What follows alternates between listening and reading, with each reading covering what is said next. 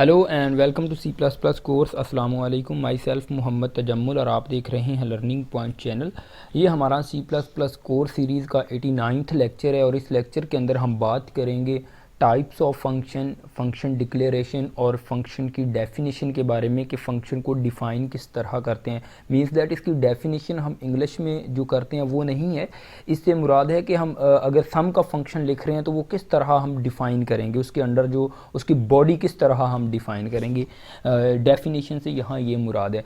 तो हम अगर टाइप्स ऑफ फंक्शन की बात करते हैं तो हमारे पास 2 टाइप्स आती हैं फंक्शन की। यूज़र डिफ़ाइन फंक्शन है, हमारे पास बिल्ट इन फंक्शन है। उसके बाद अगर फंक्शन हम डिक्लेरेशन की बात करते हैं, जैसे हमने वेरिएबल को डिक्लेयर करवाया था ऐसे ही हम फंक्शन को यूज़ करने से पहले फंक्शन को भी डिक्लेयर करवाते हैं। ठीक है, तो उसकी हम पहले रिटर्न टाइप लिखते हैं, उसके बाद फंक्शन नेम होता है, पैरामीटर्स होते हैं, इसके बारे में भी हम देखेंगे और उसके बाद फंक्शन की डेफिनेशन के बारे में देखेंगे कि किस तरह हम ये काम कर सकते हैं। बेसिकली ये आज के लेक्चर में हम ये देखेंगे जो कुछ मैंने अभी अभी आपको बताया, ये टाइप्स वगैरह और फंक्शन डिक्लेरेशन और फंक्शन डेफिनेशन के बारे में। उसके बाद ये सारी चीज़ें मैं आपको प्रैक्टिकली एक प्रोग्राम लिखूँगा, उसमें बता दूँगा कि इस चीज़ को हम फंक्शन डिक्लेरेशन कहते हैं, इस चीज़ को हम फंक्शन की डेफिनेशन कहते हैं एंड एट ऑल। ठीक है, और उसमें मैं आपको बता दूँगा कि यूज़र डिफाइन फंक्शन कौन सा है, बिल्ट इन। पहले यहाँ हम थेरेटिकली थोड़ा सा देखते हैं क्योंकि अभी हमारा फंक्शन का इंट्रोडक्शन चल रहा है, ये दूसरा लेक्चर है। फर्स्ट लेक्चर में हमने इंट्रोडक्शन डिटेल में फंक्शन की डेफिनेशन, उसकी इंपॉर्टेंस और उसके जो एडवांटेजेस हैं वो देख लिए थे। आज हम उसकी टाइप्स वगैरह फंक्शन की देख रहे हैं। चलें जी, सबसे पहले हम देखते हैं टाइप्स ऑफ फंक्शन, जिसमें हमारे पास यूज़र डिफाइन फंक्शन होते हैं और एक बिल्ट इन फंक्शन होते हैं। जैसा कि आपने पीछे डेटा टाइप्स पढ़ी थी जब हम सिंपल प्रोग्रामिंग कर रहे थे, तो उसमें हमारे पास डेटा टाइप्स होती हैं, एक यूज़र डिफाइंड डेटा टाइप भी होती है, एक बिल्ट इन डेटा टाइप भी होती है। जैसे कि बिल्ट इन डेटा टाइप हमारे पास पहले से जो होती है उसको, उस चीज़ को हम बिल्ट इन कहते हैं। जैसे कि हमारे पास इंटीजर, फ्लोट वगैरह थे। इसी तरह यहाँ पे अगर हम फंक्शंस की बात करें तो जो यूज़र डिफाइंड फंक्शन होते हैं, ऐसे फंक्शन होते हैं जो यूज़र डिफाइन करता है, ठीक है, वो यूज़र डिफाइंड फंक्शन होते हैं। और बिल्ट इन फंक्शन ऐसे फंक्शन होते हैं जो बने बनाए फंक्शन होते हैं, जो पहले से बने हुए हमारे पास फंक्शन होते हैं, उनको हम क्या कहते हैं, बिल्ट इन फंक्शन कहते हैं।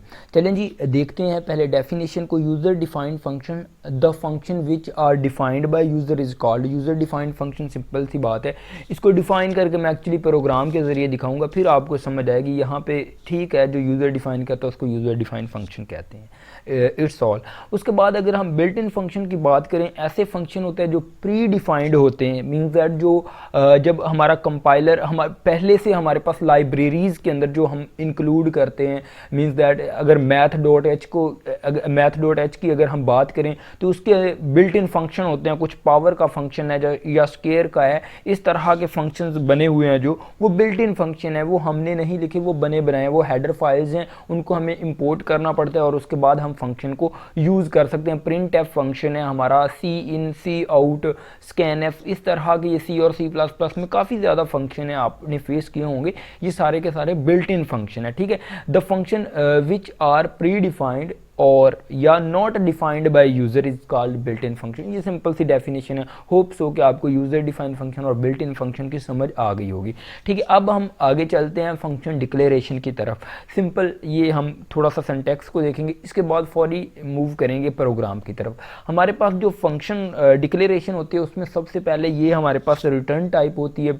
अगर हम कोई चीज़ रिटर्न कर रहे हैं तो यहाँ पे लिखते हैं, जैसे हम लिखते हैं इंट मेन, तो हमें रिटर्न 0 ज़रूर लिखना पड़ता है। ठीक है, अगर रिटर्न 0 नहीं लिखते तो हमारे पास एक एरर आता है। ठीक है, इसी तरह अगर हम वाइड लिखते हैं तो इसका मतलब वो फंक्शन हमें कोई चीज़ रिटर्न नहीं करता। उसके बाद ये पहले रिटर्न टाइप होती है, उसके बाद फंक्शन का नेम होता है। ठीक है, और उसके बाद यहाँ पे नंबर ऑफ पैरामीटर्स पास करते हैं इन फंक्शंस के अंदर, इन ब्रैकेट्स के अंदर। ठीक है, अगर हमारे पास कोई चीज़ यहाँ पे पैरामीटर कोई भी हम पास नहीं कर रहे तो हम वाइड लिख सकते हैं इस जगह पे। ये चीज़ होप सो कि आपको। एग्जाम्पल, हमारे पास नेक्स्ट फंक्शन है जो कि पैरामीटराइज्ड फंक्शन है, जिसमें हमने पैरामीटर भी पास किए हैं। जिसके अंदर पैरामीटर पास होते हैं उस फंक्शन को हम पैरामीटराइज्ड फंक्शन भी कहते हैं। ठीक है, जैसे कि इसमें रिटर्न टाइप हमारे पास इंटीजर है, इसका नेम ऐड है, ये 2 नंबर को ऐड करने के लिए डिक्लेयर करवा रहे हैं हम। वैसे मैंने जनरल डिक्लेयर करवा के दिखाया। इसमें 2 पैरामीटर हैं, एक इंट ए लिखा हुआ है और इंट बी लिखा हुआ है। यहाँ पे 2 मैंने क्या किए हैं, पैरामीटर पास किए हैं। इसी चीज़ को हम एक दूसरे तरीके से भी लिख सकते हैं, मीन्स दैट साथ वेरिएबल ना भी लिखें तो चलेगा, यानी कि इंटीजर और इंटीजर जस्ट हमने डेटा टाइप्स लिखी हैं, ठीक है। जैसे कि मैंने यहाँ पे इंटीजर और इंटीजर लिखा है, मैंने साथ में वेरिएबल वगैरह नहीं लिखी। इसका मतलब है कि जो वैल्यू इनसे हमने पास करनी है, ये पैरामीटर यहाँ से पास करने हैं, वो 2 इंटीजर वैल्यू ही होगी। फ्लोट वैल्यू एक और एक इंटीजर नहीं हो सकती, ये गलत हो जाएगा। दोनों वैल्यू इंटीजर होना ज़रूरी है, ठीक है। ये बात सिंपल हमें समझ आती है। अब हम चलते हैं प्रोग्राम की तरफ और देखते हैं इन चीज़ों को, और जो मैंने ऊपर बातें की हैं उनको थोड़ा सा हम समराइज़ करते हैं और प्रोग्राम के ज़रिए, और प्रोग्राम को रन करके देखते हैं। चलें जी, ये हमारे पास डेव कंपाइलर है और यहाँ पे मैं स्टार्ट करता हूँ with the header file include iostream include conio.h using name space std। उसके बाद इंट मेन हमारा फंक्शन स्टार्ट होता है और इस जगह अब देखिए हमने यहाँ तक ये मेन फंक्शन हमने लिख लिया। अब हम डिक्लेयर पहले तो करवाते हैं, हमने एक फंक्शन बनाना है, उसको डिक्लेयर करवाते हैं। मैं यहाँ पे void रिटर्न टाइप रखता हूँ फंक्शन की। हम हेडर फाइल से नीचे पहले डिक्लेयर करवाते हैं, जैसे हम वेरिएबल को डिक्लेयर करवाते थे इंट ए इंट बी। सिमिलरली मैं void यहाँ पे रिटर्न टाइप लिख रहा हूँ, उसके बाद फंक्शन का नेम लिख रहा हूँ। यहाँ पे मैं डिस्प्ले के नेम से एक फंक्शन बनाता हूँ, ठीक है। और इसके अंदर पैरामीटर भी मैं कोई अभी पास नहीं करता, क्योंकि इनिशियली हम कोई चीज़ ऐसी पास नहीं करेंगे, और मैंने void ही उसके अंदर पास कर दिया, ठीक है। ये मैंने एक फंक्शन बना लिया, अभी मैंने इसको डिफाइन नहीं किया, अभी डिक्लेयर ही किया है, ठीक है। अब मैं क्या करता हूँ, मेन में इस फंक्शन को क्या करता हूँ, कॉल करता हूँ। कॉल करने से पहले अगर हम डिफाइन कर लें तो भी बेहतर है, कोई मसला नहीं है। यहाँ पे मैं इस फंक्शन को डिफाइन करता हूँ। डिफाइन करने के लिए पहले हमें जो रिटर्न टाइप ऊपर हमने लिखी है वही हमने सेम यहाँ पे रिटर्न टाइप लिखनी है। उसके बाद फंक्शन का हमने नेम लिखना है डिस्प्ले, और उसके बाद हमने void अगर आप पैरामीटर पास किया, कोई पैरामीटर पास नहीं किया तो आपने भी इस जगह पे भी कोई पैरामीटर पास नहीं करना, इसलिए मैं भी void यहाँ पे लिख रहा हूँ, क्योंकि ऊपर हमने void लिखा है। अगर इंटीजर लिखते तो यहाँ पे एक पैरामीटर हमें पास करना पड़ना था, ठीक है। उसके बाद हम क्या करते हैं, डिस्प्ले के अंदर मैं यहाँ पे सिंपल एक मैसेज देता हूँ पहली दफ़ा, ठीक है। My first program, my first function, चलेंगे माई फर्स्ट फंक्शन, ये मैं एक मैसेज दे रहा हूँ इस जगह पे, और इस जगह पे एंडल यूज़ करता हूँ। ये मैंने एक फंक्शन बना लिया, उसकी मैंने डेफिनेशन कर दी फंक्शन की, ठीक है। अब मुझे इसको कॉल करना है, इस फंक्शन को मैंने क्या करना है, कॉल करना है। फंक्शन कॉलिंग होती है, क्योंकि जब हम फंक्शन को बना लेते हैं उसको फंक्शन को कॉल हम मेन फंक्शन के अंदर करते हैं।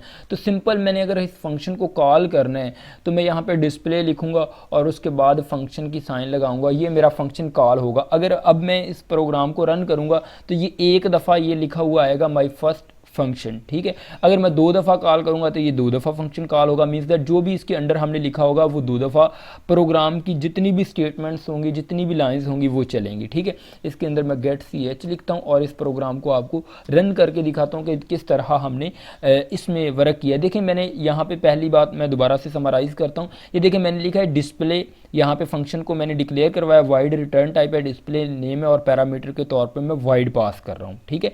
और उसके बाद मैंने फंक्शन को इस जगह पे कॉल किया है, और इस जगह पे फंक्शन को मैंने क्या किया है, डिफाइन किया है, ठीक है।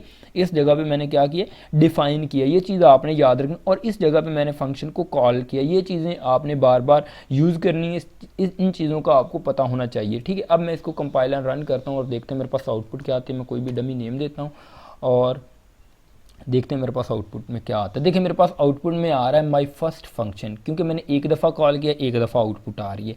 अगर मैं फिर यहाँ पे कॉल करूँगा डिस्प्ले के नेम से तो मेरे पास 2 दफ़ा यही फंक्शन कॉल होगा डिस्प्ले, और इस जगह पे मैं दोबारा से कंपाइलर रन करता हूँ और देखिए मेरे पास 2 दफ़ा क्या आ रहा है, वो माय फर्स्ट फंक्शन आ रहा है। अब इसके बाद हमने जो बातें उधर की थी कि हमारे पास बिल्ट इन फंक्शन कौन से होते हैं, यूज़र डिफाइंड। देखें ये वाला जो फंक्शन है ये यूज़र डिफाइंड फंक्शन है, क्योंकि इसको हमने खुद डिफाइन किया, ये बिल्ट इन नहीं है ये फंक्शन, ये किसी लाइब्रेरी के अंदर नहीं है, हमने खुद इसको डिक्लेयर करवाया, अपनी अकॉर्डिंग टू नीड हमने क्या किया, इसको डिफाइन किया। इस जगह पर हम कोई और लाइन्स भी ऐड कर सकते हैं, जो मर्जी यहाँ पे देख सकते हैं, मीन्स दैट ये यूज़र डिफाइंड है, यूज़र ने अपनी रिक्वायरमेंट के मुताबिक इसको क्या किया, डिफाइन किया है। तो ये गेट सी एच ये बिल्ट इन फंक्शन था, ठीक है। इस तरह आप मतलब कि इसको कैटेगराइज कर सकते हैं, यूज़र डिफाइंड फंक्शन और बिल्ट इन फंक्शन। होप्स हो कि आपको कुछ समझ आई होगी। पहले एग्जांपल सिंपल और देखेंगे, मींस दैट जो भी टर्म्स हैं उनको कंटिन्यू करेंगे इंशाल्लाह।